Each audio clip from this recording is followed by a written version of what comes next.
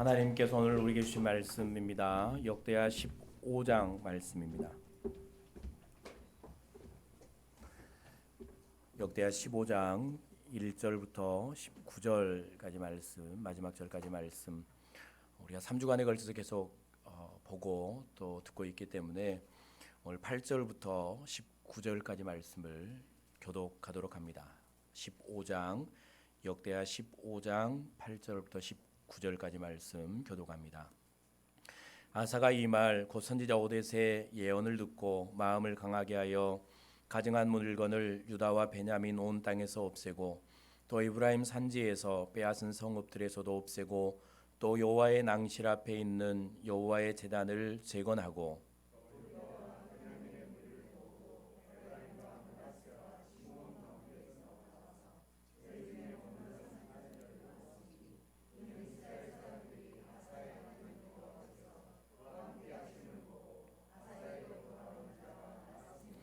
아사 왕 제 15년 셋째 달에 그들이 예루살렘에 모이고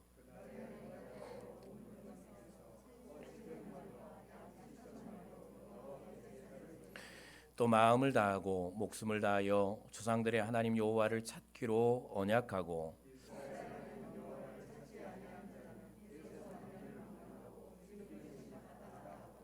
무리가 큰 소리로 외치며 피리와 나팔을 불어 여호와께 맹세하매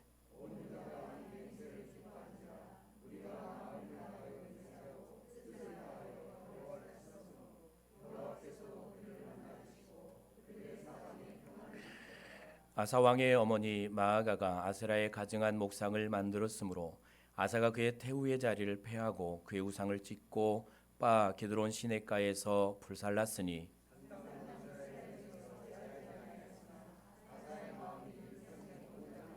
그가 또 그의 아버지가 구별한 물건과 자기가 구별한 물건 곧 은과 금과 그릇들을 하나님의 전에 드렸더니 이때부터 아사 왕 제 35년까지 다시는 전쟁이 없으니라. 아멘. 근심과 두려움에 빠져 살아가는 인생들에게 주시는 하나님의 말씀, 우리 스스로의 노력으로는 결코 평안을 얻을 수가 없고 또 염려의 문제, 또 걱정의 문제, 우리의 마음속의 낙심이나 두려움의 문제를 스스로 해결할 수 없는 그 인생들에게 주시는 하나님의 말씀을 우리는 계속해서 듣고 있습니다. 하나님께서 우리에게 이제 3주 동안 우리는 역대하 15장 말씀을 계속해서 보고 묵상하고 있는데요. 이 말씀을 통해서 우리가 몇 가지 깨닫게 되는 것은 첫 번째는 하나님의 사랑입니다. 하나님의 사랑. 포기하지 못하시는 하나님의 사랑, 그리고 끝까지 인생들을 함께 하시고 쫓아다니시며 그렇게 하나님께로 부르시기를 원하시는 그 하나님의 사랑, 그 하나님의 사랑을 깨닫게 되는 것이고요. 또한 우리가 아는 것은 오늘 14절 말씀처럼 하나님은 그 인생들을 만나기를 원하십니다.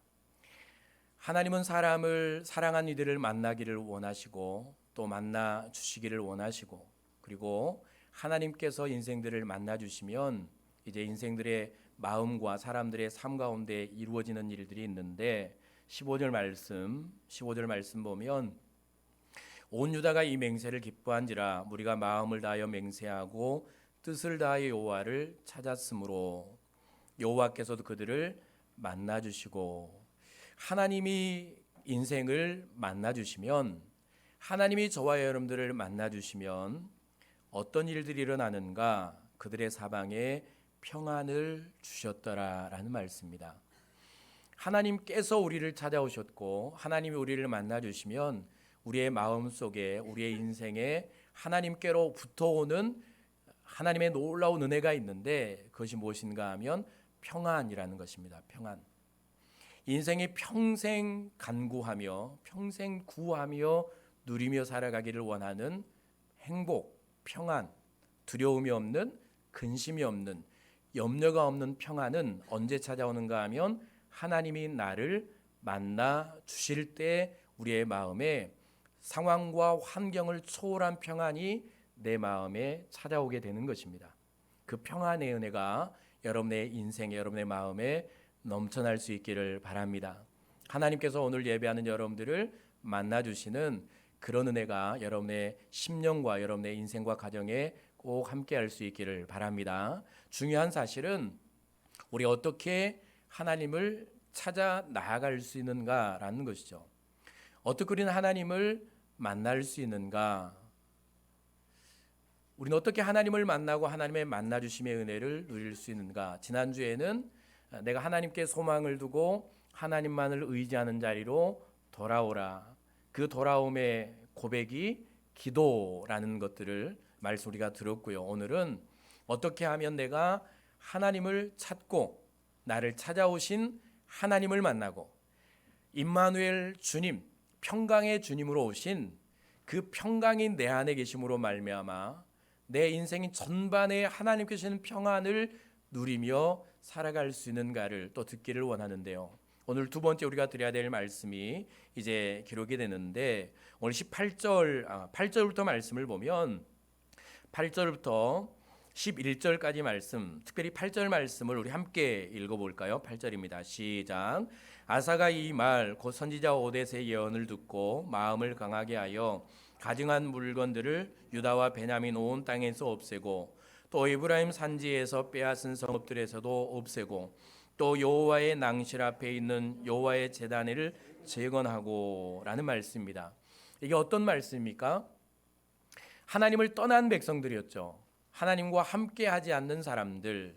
왜냐하면 그들은 인생의 부요와 평안과 인생의 만족을 누리기 위해서 하나님을 떠났습니다. 그리고 어떻게 인생의 평안을 누려보려고 했었는가 하면 우상이라는 것들을 찾았죠. 무속신앙들, 우리나라 대대로 내려왔던 그 신들, 우상들. 사람은 마음의 평안과 가정의 평안과 인생의 평안, 염려와 걱정과 두려움이 없는 인생의 문제를 해결해 보기 위해서 이스라엘 백성들이 했고 우리도 마찬가지고 우상을 찾았고 다른 신을 찾았고 그렇게 다른 신들 앞에 제사를 드리고 우상을 섬기는 그런 일들을 행하며 살았던 백성들이죠. 그런데 그러면 그럴수록 인생은 고단해졌습니다. 그러면 그럴수록 인생에는 근심과 염려와 두려움이 찾아왔죠. 우상을 섬기며 무당을 불러 점을 치고 구슬하고 하면 할수록 인생들은 구덩이로 빠져갑니다. 결국 그 끝이 무엇입니까? 멸망이죠. 재산도 탕진하고 건강도 망하고 가문도 멸망해 가는 우리는 시대의 역사를 통해서 이 사실을 잘 알고 있습니다. 우상을 의지하고 우상을 섬기며 다른 선 것들을 섬기며 의지하는 그 끝은 멸망이며 또 모든 것들을 잃어버리는 실패라는 사실을 알게 됩니다. 이스라엘 백성도 그랬던 것이죠.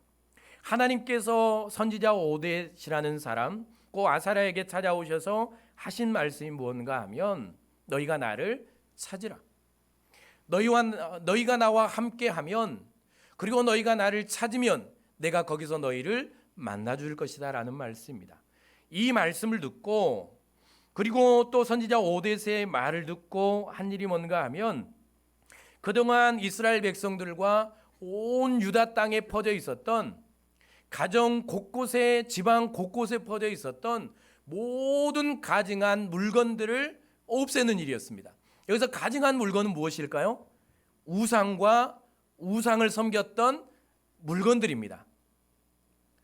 세상 곳곳에 나라 곳곳에 가정 곳곳에 있었던 모든 우상들과 그리고 또 우상을 섬겼던 가증한 물건들을 다 찾아서 없애고 버리는 일을 시작했던 것이죠.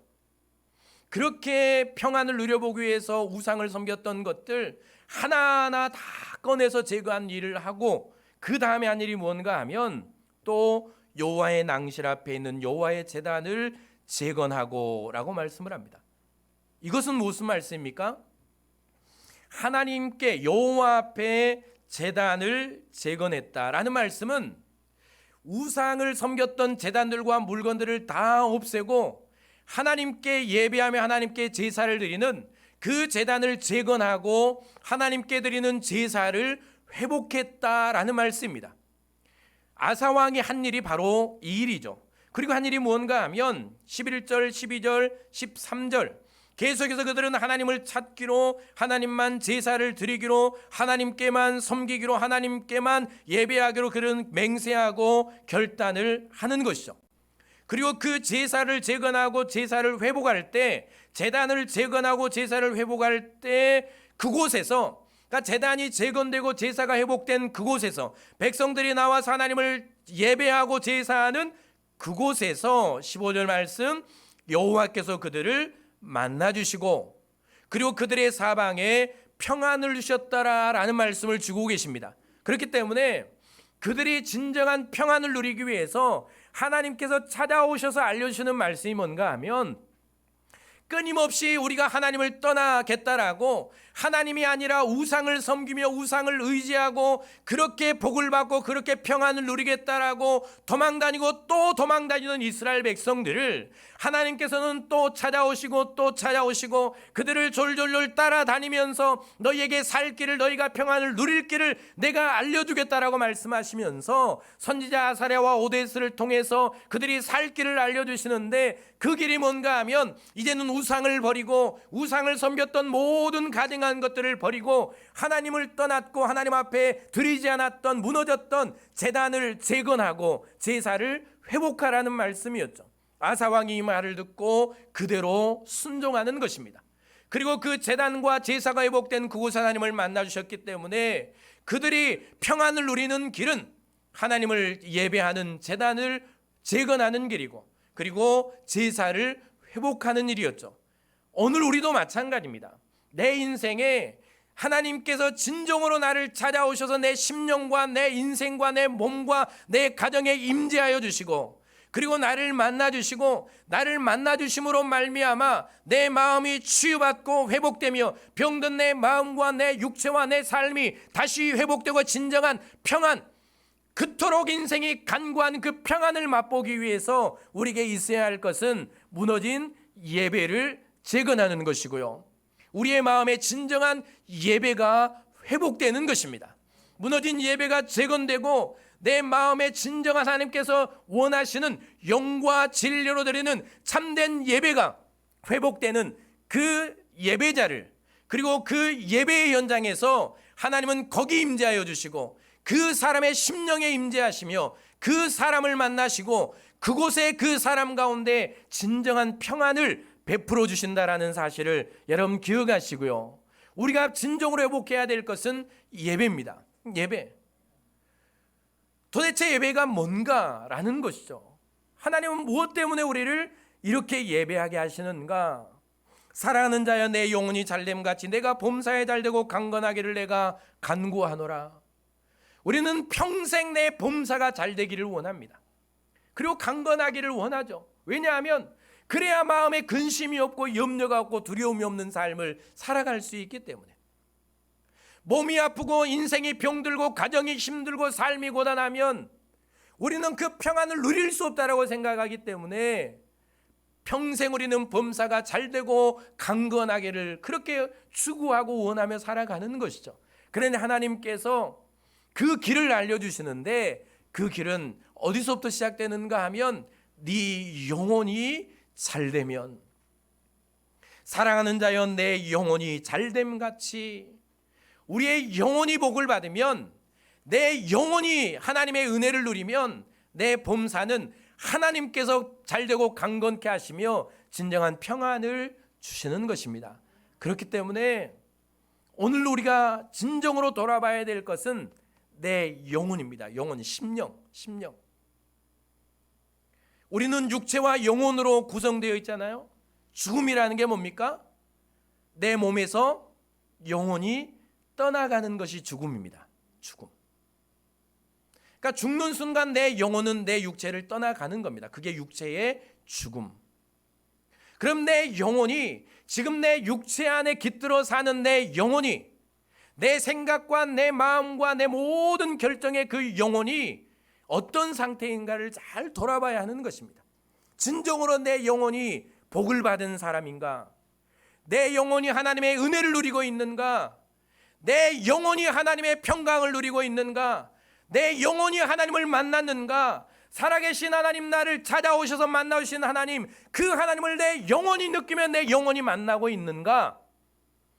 그 영혼의 평안함으로부터, 그 영혼의 복으로부터, 내 영혼이 하나님의 임재를 누리는 그 자리로부터 내 영혼의, 내 심령에서 생명의 강이 흘러넘쳐서 내 육체가 살아나고 내 가정이 살아나며 내가 가는 모든 삶이 살아나는 역사가 있게 된다는 사실을 우리는 알아야 합니다. 여러분, 영혼이 하나님의 은혜로 풍성한 복을 받아 누리실 수 있기를 바랍니다. 그렇기 때문에 내 영혼이 잘 되는 길은 하나님을 만나는 길이죠. 내 영혼이 복을 받는 것은 하나님의 임재를 누리는 것입니다. 그 하나님의 임재와 하나님을 만나주시는 자리가 어디입니까? 바로 예배하는 곳입니다. 참된 예배가 드려지는 그곳, 진정한 하나님께서 찾으시는 그 예배자가 있는 그곳, 그 예배자에게 하나님은 찾아오시고 만나시며 은혜를 베푸시는 것이죠. 오늘 말씀, 하나님은 한 번도 나를 떠나신 적이 없습니다. 15장 2절 말씀, 하나님은 나와 함께 하셨고 하나님은 평생 나를 떠나신 적이 없고 나를 쫓아다니시고 나와 동행하시며 나에게 은혜 베풀기를 원하십니다. 그런데 우리는 이 은혜를 누리지를 못하죠. 나와 동행하신 하나님, 나를 찾아오시는 나를 함께 하시는 하나님, 나에게 은혜 베풀기를 원하시는 하나님, 나를 하나님께로 불러서 진정한 복을 받아 누리기를 그토록 원하시는 하나님, 그 하나님이 나에게 찾아오셔서 내 영의, 내 심령의 성령으로 함께 하시면서 나와 동행하시는데 나는 나와 함께 하신 하나님을, 임재를 맛보지 못하고 살아가는 것이 불행 아닙니까? 여러분, 오늘 내 안에 함께 하시는, 내 안에 오셔서 한 번도 나를 떠나지 않는, 그리고 나에게 복 주시고 나에게 은혜 베푸시며 사방에 평안을 주시기를 원하시는 그 하나님의 임재하심을 누리는 그런 예배자들이 꼭 될 수 있기를 바랍니다. 예배가 그만큼 소중한 것이죠. 그럼 예배는 무엇일까? 예배는 어떤 의미를 담고 있을까? 왜 하나님은 우리에게 예배하라고 하는 것일까? 왜 구약의 때부터 하나님은 제사의 제도를 주셨고 신약에 와서 사람들은 예배케 하셨고 우리는 예배하는가? 이 예배에 대해서 잘 모르면 우리는 예배하라는 소리가 우리에게 귀찮게 들립니다. 교회가 예배하라고 부르고 목사가 예배하러 오라고 전화하고 그리고 사람들이 예배하자고 말하고, 그럼 여러분 어떻게 들려옵니까? 예배하지 않았던 여러분에게, 우리의 심령이 하나님을 향하지 못했던 우리에게 예배하자라고 말할 때, 하나님께 예배하러 가자고 말할 때 여러분의 귀에는, 여러분의 마음에는 그 소리가 어떻게 들렸습니까? 목사가 예배하자고 전화할 때 여러분의 마음에는 그 목소리가 어떻게 들렸습니까? 어떤 분들은 이렇게 듣겠죠. 많은 분들이 그렇게 듣습니다. 교회가 사람 채우려고, 그렇게 채워서 교회 성장하려고, 아니면 헌금을 모으려고, 아니면 그렇게 해서 뭔가를 자랑하려고. 여러분은 평생 그렇게 생각을 안 해오셨기 때문에 뭐 그런 사람이 있겠는가? 그렇지만 세상은 그렇게 생각합니다. 자기 배 채우려고, 재산 모아서 잘 살려고, 사람들 모아서 교회 키우려고. 예배가 뭔지 모르면 사람들은 그렇게 말합니다.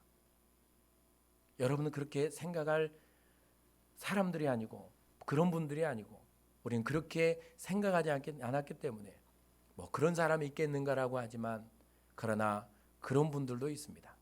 세상은 그렇게 우리를 바라봅니다. 그럼 예배가 뭘까? 예배는 어디서부터 시작되었는가? 구약의 제사로부터 이 예배의 의미는 다 흘러오게 되는데, 창세기에 보면 첫 제사, 하나님께 제사를 드렸던 장면이 나옵니다. 기억나십니까? 언제였습니까? 누가 하나님께 제사를 드리고 있었습니까? 두 형제 가인과 아벨이 하나님께 제사를 드리고 있었죠. 그 제사는 어떻게 시작되었을까?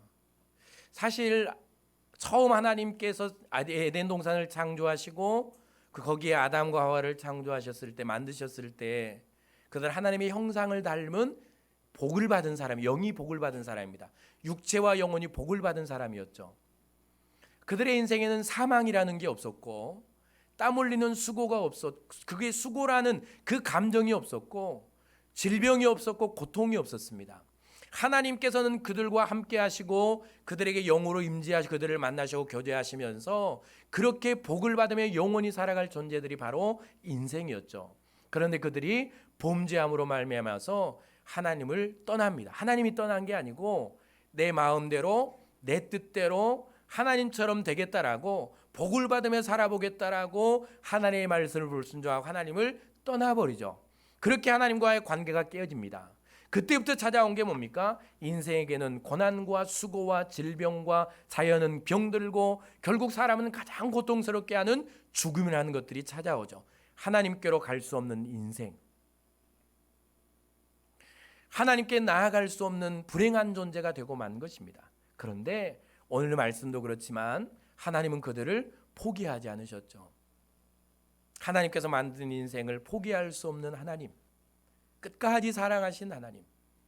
그래서 그들이 하나님의 은혜를 누리도록, 하나님께 나와서 하나님의 임재와 하나님의 용서, 하나님의 은혜를 누리도록 그들에게 주신 사랑이 뭔가 하면 바로 제사라는 것입니다. 구약에는 힘들었죠. 짐승을 잡아서 제사를 드려야 됐기 때문에. 그러나 그것은 하나님께서 그들을 하나님께로 나올 수 있는 길을 열어주시는 하나님께로 나오는 길이었고, 하나님을 만나는 수단이었고, 하나님의 용서와 하나님의 임재와 하나님께서 인도하심을 누리는 그 복을 누리는 제도가 바로 제사라는 제도였습니다. 그렇게 시작된 것이죠.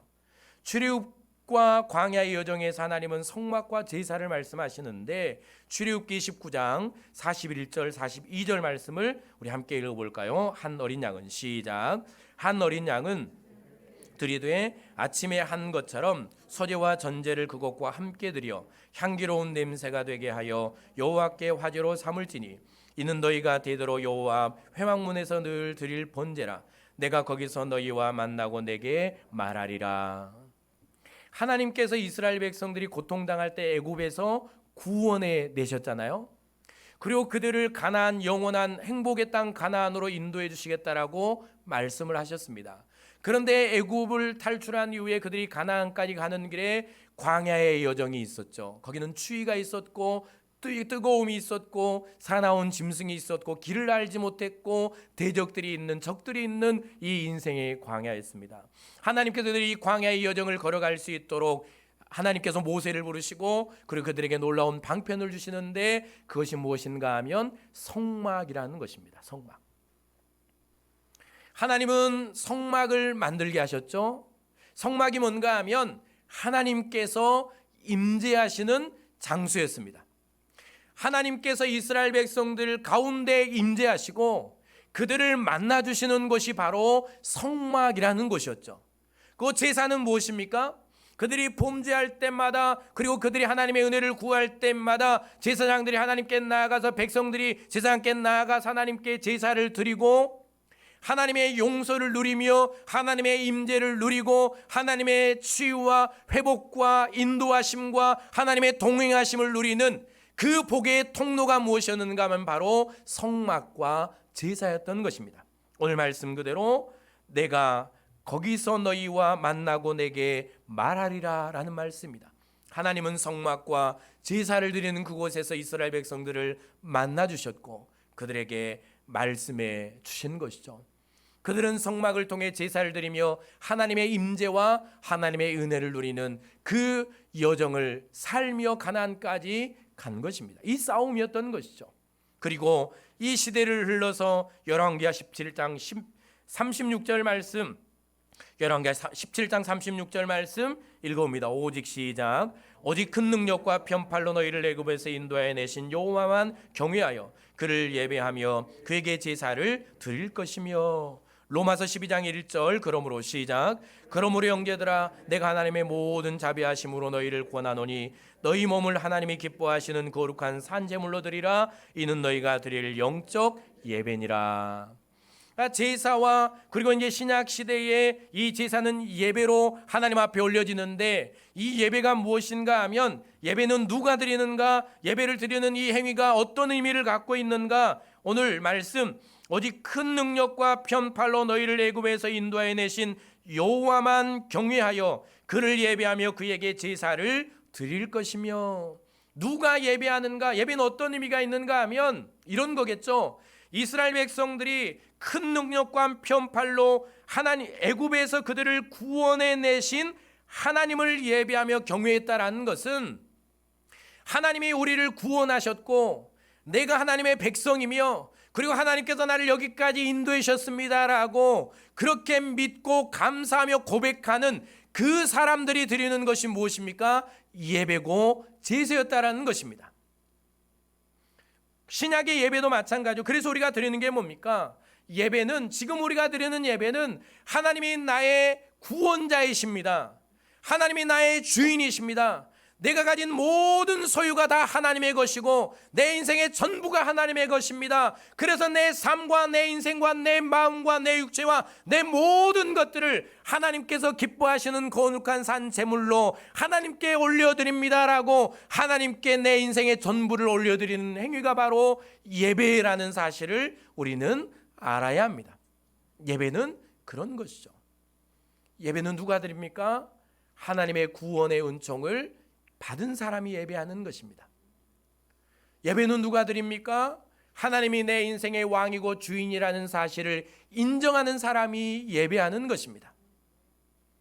그리고 예배는 누가 하는 것입니까?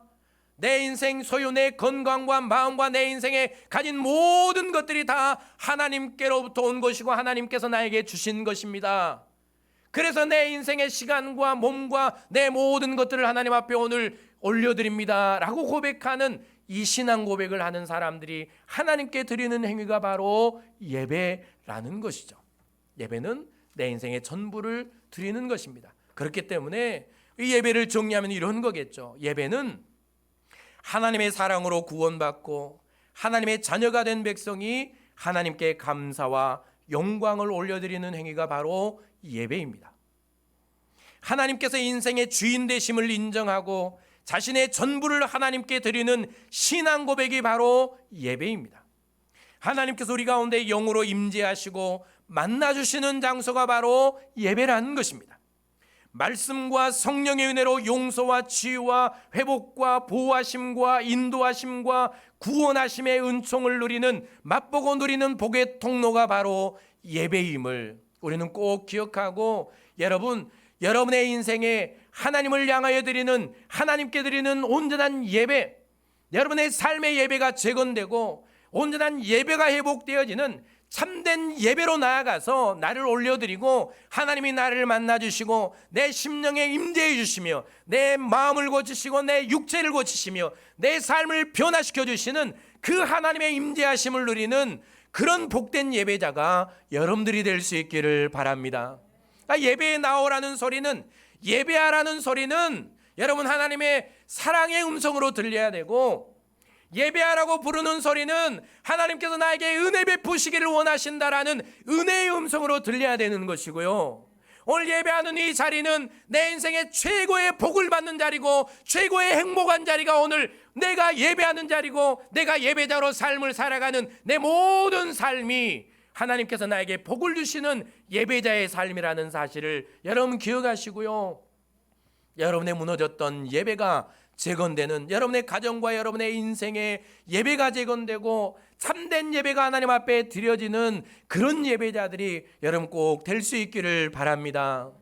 여전히 예배하지 못하는 이들이 있고 예배가 회복되지 못하는 이들이 있어서 여러분 가족들의 예배가 회복되어지기를 원하고요. 우리가 해야 될 일이 무엇입니까? 예배를 재건하는 일 아닙니까? 내 가정에 무너진 예배를 세우는 일이고 내 인생에 무너진 예배를 세우는 일이며, 사랑하는 내 가족들의 예배를 재건하고 세우는 이 일이 내가 부모로서, 내가 영적인 리더로서 감당해야 될 헌신이고 사명인 것입니다. 그것이 사랑하는 내 가족들을 진정한 복으로 이끄는 길 아닙니까? 여러분, 내가 그토록 애썼고 내가 내 자녀들이, 내 가족들이 그렇게 건강하게 복을 받으며 평안하게 살아가기를 그렇게 애쓰고 구하며 살아가지만, 그러나 우리의 마음대로 절대로 되지 않는다는 사실을 우리는 다 알고 있습니다. 내가 경험했던 고난들이 있을 것이고 내가 경험했던 어려움들이 그들의 인생 가운데 있을 것이며, 내가 눈물을 냈던 삶들이 그들의 인생 가운데 눈물로 찾아오게 될 것입니다.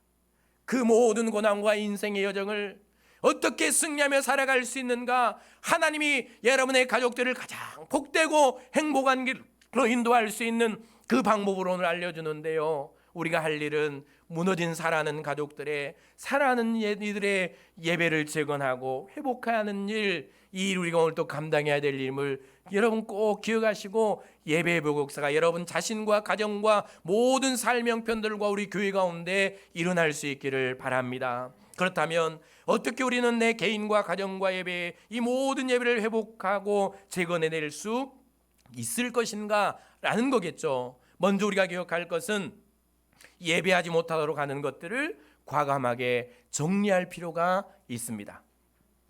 오늘 8절 말씀 볼까요? 오뎃의 예언을 듣고 아사왕이 마음을 강하게 한 일이 뭔가 하면 먼저 우상 앞에 드려졌던 가증한 물건과 우상들을 제거하는 일이었죠. 왜냐하면 하나님은 그들에게 복을 주시기를 원하고, 하나님 그들을 만나 주시기를 원하고, 그래서 하나님을 섬기며 하나님을 예배하기를 원하는데, 그들이 한 일이 뭐였습니까? 우상을 섬기고 우상 앞에 제사를 드리는 일. 그래서 하나님께서 선지자 오뎃에게 오셔서 우상을 제거하라는 말씀을 하시죠. 왜요? 그것들을 제거해야, 그것들을 없애야 하나님 앞에 온전한 제사를 드릴 수 있기 때문에. 그래서 아사왕은 가증한 물건들을 먼저 다 제거하는 일을 합니다. 그리고 나서 한 일이 뭡니까? 여호와의 제단을 재건하고 예배하는 일을, 제사하는 일을 시작하는 것이죠. 우리의 예배가 온전히 재건되고 회복되려면 우리의 인생에서 하나님을 예배하지 못하게 하는, 하나님을 섬기지 못하게 하는, 하나님만 바라보지 못하게 하는, 하나님께 예배하는 데 나오지 못하게 하는 내 삶의 가지들, 또 악한 것들, 방해가 되는 것들을 먼저 우리는 철저하게 제거할 필요가 있는 것입니다. 나무가 풍성한 열매를 맺도록 하기 위해서 우리가 하는 일이 있습니다. 가지치기를 하죠. 열매 맺지 못하는 가지들, 그리고 그렇게 길게 뻗쳐 있는 가지들을 정리하는 일을 합니다. 그 후에 나무는 풍성한 열매를 맺게 되는 것이죠. 내가 진정한 예배자가 되고 무너진 예배를 재건하며 하나님께서 기뻐하시는 참된 예배자가 되기를 원한다면, 우리 인생에 가장 먼저 있어야 할 일은, 내 삶과 내 가정과 우리 교회에 있어야 될 일은 예배를 방해하고, 내가 하나님 앞에 예배하지 못하도록 하는, 나를 예배하지 못하고 다른 곳으로 부르는 그 모든 곁가지들, 내 삶의 불편한 가지들, 그리고 하나님께서 기뻐하시지 않는 것들을 하나하나 다 제거하고 또 하나하나 다 끊어낼 필요가 있는 것이죠. 이 일을 우리는 먼저 해야 하는 것입니다. 하나님은 이 일을 우리에게 하고 계시는 것입니다. 여러분, 오늘 6절 말씀 보면 이렇게 하나님께서 말씀하십니다. 이 나라와 저 나라가 서로 치고 이 성읍이 저 성읍과 또한 그러하여 피차 상한 바 되었나니 이는 하나님이 여러 가지 고난으로 요란하게 하셨습니다. 하나님이 여러 가지 고난으로 그들을 고단하게 하셨다라고 말씀을 합니다. 전쟁을 통해서, 사람을 통해서, 기근을 통해서, 가뭄을 통해서, 먹고 사는 모든 문제를 통해서 그들의 삶을 요동치게 하고 힘들게 하고 고단하게 합니다. 심지어는 그들의 나라를 빼앗기고 포로로 끌려가서 70여 년이 넘는 시간 동안 포로 생활을 하는 이 고단한 삶을 이스라엘 백성들이 살아가게 되죠. 왜 그러셨을까?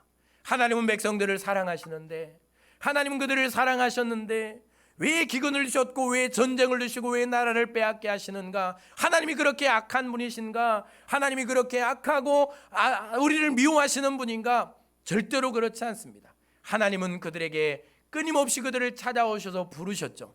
나를 섬기며 나를 예배하고 나를 의지하고 그렇게 나의 임재를 경험하며 복의 삶을 살아가라고 하나님 우리를, 이스라엘 백성들을 부르셨습니다. 그런데 그들이 한 일이 뭡니까? 내가 복을 받겠다고, 내가 평안을 누리겠다고, 내가 잘 살아보겠다고 그렇게 부르시는 하나님의 음성을 다 물뿌리치고 그들이 찾아간 곳은 우상이었고 다른 민족이었고 가증한 물건들이었습니다.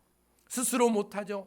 우상을 섬기니까 우상 하나만 있습니까? 그들에게는 허다한 우상들이 하나하나 그들의 삶을 올가매고 주렁주렁 우상들이 맺혀서 이제는 결국 그들을 스스로 우상을 제거하지 못하고 하나님께로 나올 수 없는 그런 지경에 이르게 되는 것이죠. 그렇게 하나님께서 말씀하셨는데, 그런데 하나님께서 그들에게 이 고단한 삶을 주시면서 하신 일이 뭡니까?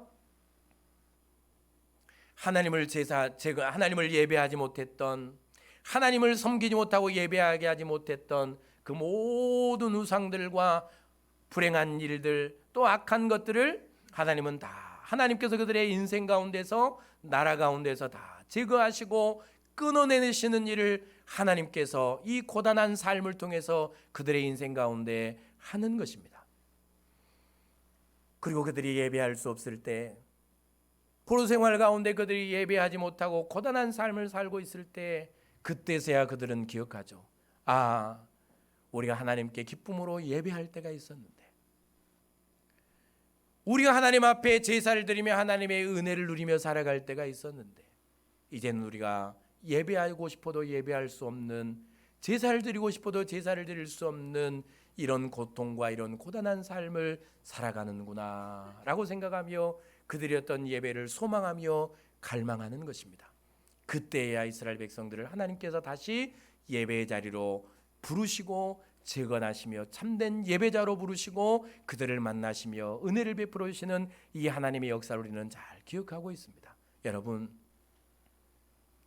하나님은 나를 예배자로 부르셨고 예배 가운데 나를 만나주기를 원하고 예배 가운데 내 인생 가운데 임재하시면 내 인생에 평안을 주시기를 원하십니다. 그런데 우리는 끊임없이 세상을 향해 나아갑니다.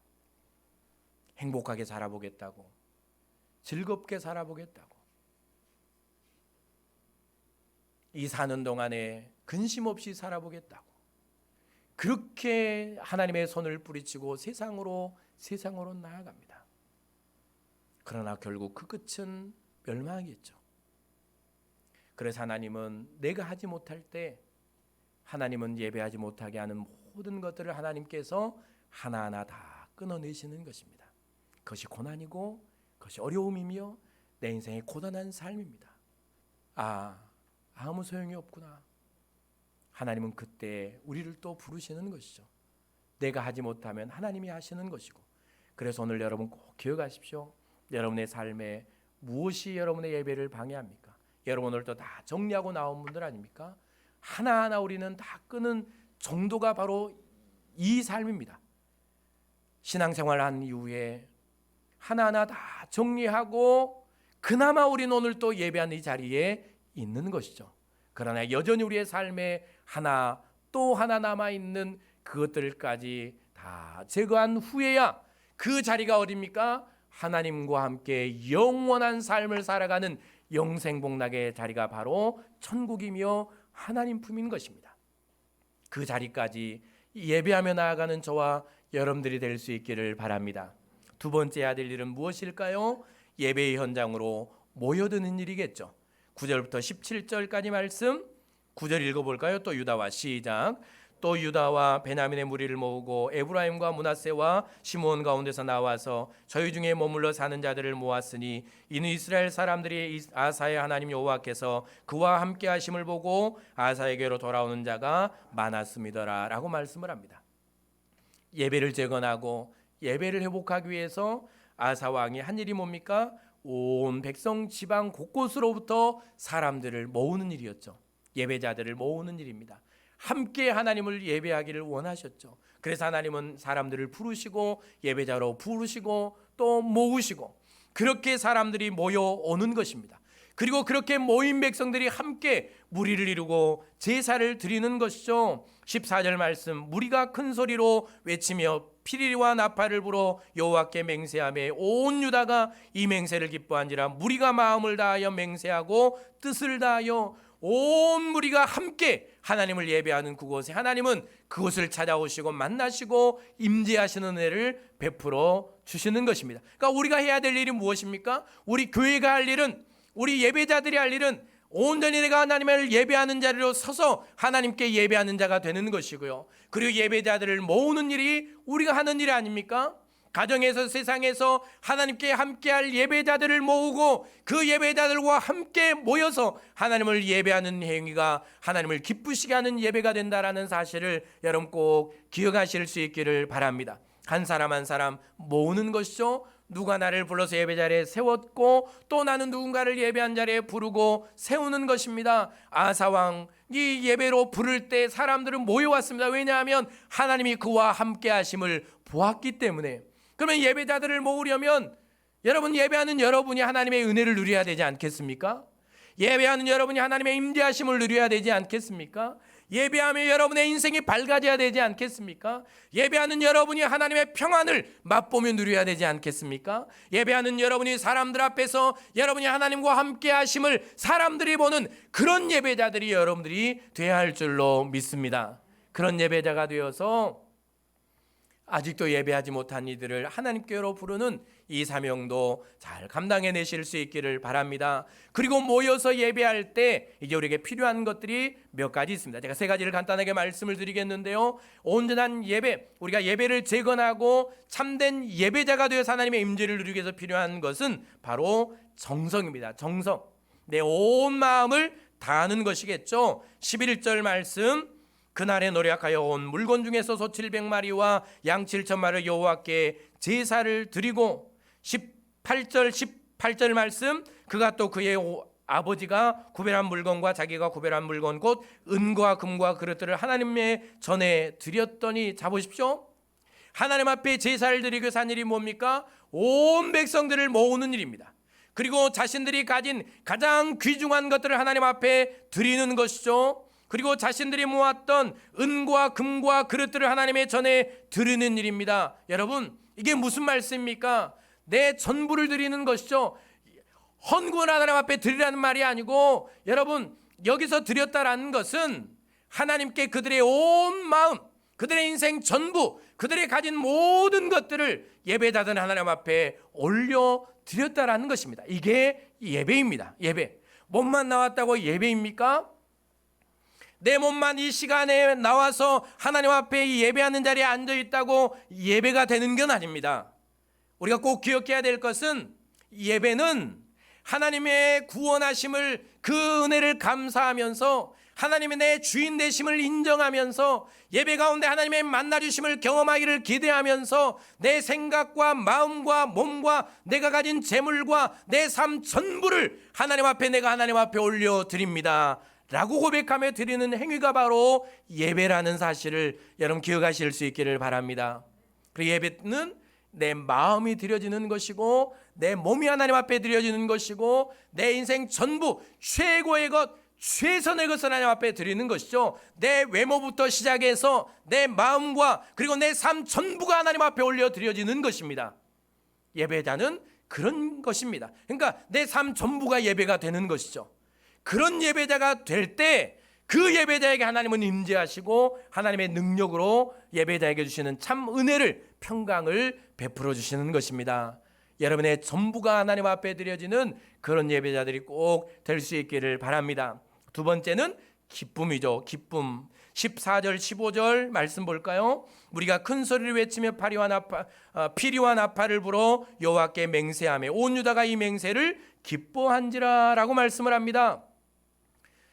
하나님께 나와서 우리가 하나님을 찾고 예배하기로 맹세합니다. 그리고 하나님을 예배하지 않고 찾지 않으면 다 죽이겠다라는 이 맹세를 하게 됩니다. 생명을 건 맹세죠.